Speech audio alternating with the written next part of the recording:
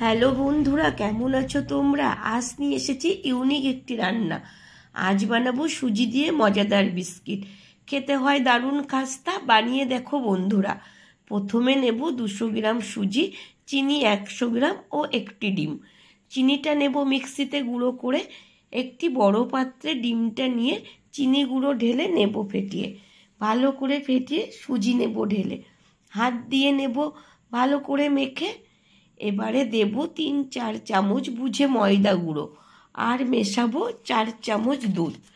সব উপাদানগুলোকে সময় ধরে হাত দিয়ে নেব মেখে।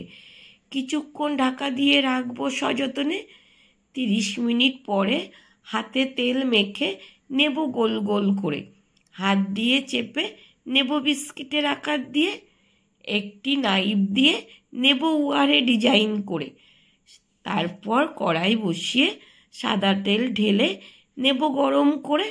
একদম কম আঁচে সময় ধরে বিস্কিটগুলোকে নেব ভেজে ভেজে ভেজে লাল লাল করে নেব তুলে। লক্ষ্য রেখো না যায় পুড়ে। বিস্কুটগুলো হবে খুব খাস্তা, টুংটাং শব্দ হবে বিস্কিটটা। 1 কাপের চায়ের একটি বিস্কিট জমে যাবে আড্ডাটা। এভাবে বানিয়ে দেখো।